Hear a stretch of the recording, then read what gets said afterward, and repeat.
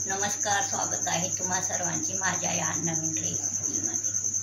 आज मी करणार आहे एकदम सुपर टेस्टी गुलाबजामुन। चला तर मग रेसिपीला सुरुवात करूयात। येथे मी 1.5 किलो साखर घेतलेला आहे पाक करण्यासाठी। हा बघा, एकदम पांढरा शुभ्र असा साखर घ्यायचा। हा बघा, हा खवा घेतलेला आहे।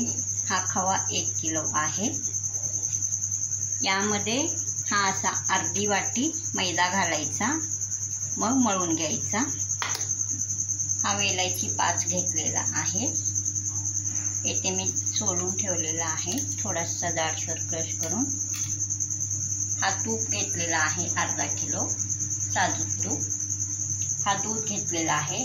ही वाटी तुपाची होती, थोडासा वर तूप दिसायला लागलं आहे। थोडासा 2 चमचा फक्त दूध घालायचा।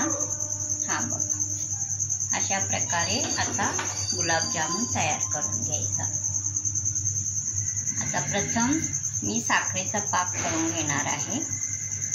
आता ठेवते मी मोबाईल।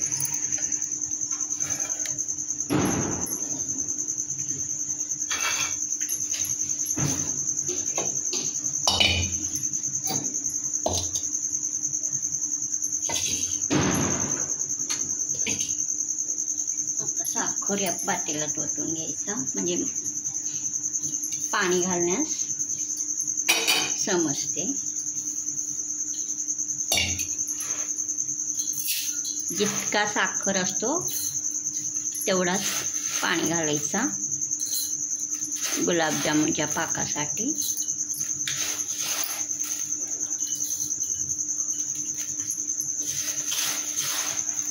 हा बघा, असा मोठा पांढरा शुभ्र साखर घ्यायचा, म्हणजे पाक पांढरा शुभ्र होतो।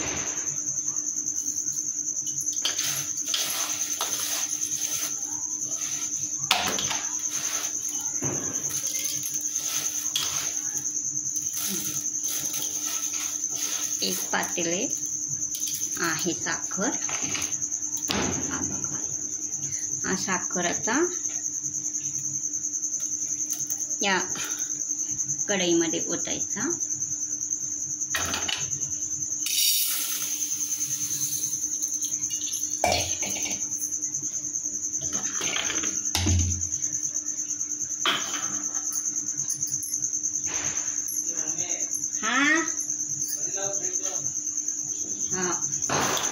हा थोडासा राहिला आहे, तो घालायचा तसं।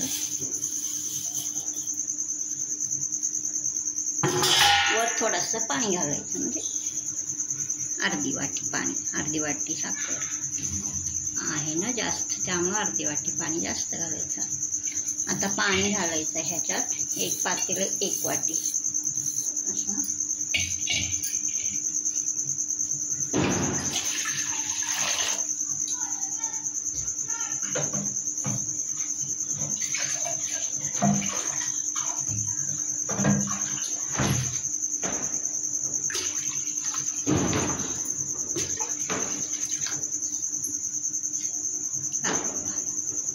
एक पातेले घालायचं पाणी।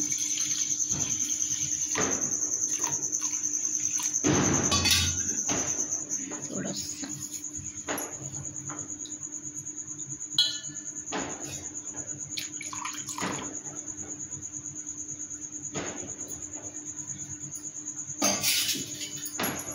हा मैदा यामध्ये मी घालून घेते, या खव्यामध्ये, म्हणजे वाटीने घालता येते।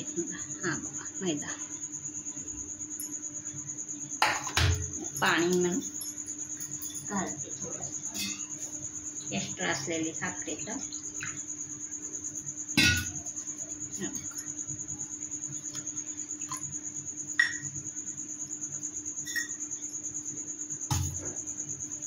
तर हा साखरेचा पाक करण्यास ठेवायचा, गॅसवर ठेवला आहे।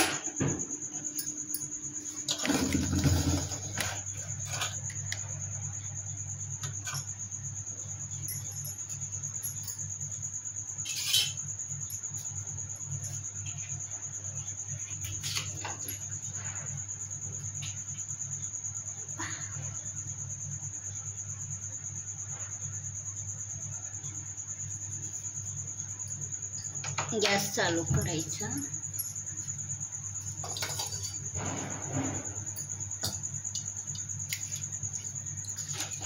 आता सारखा हलवायचं थोडासा.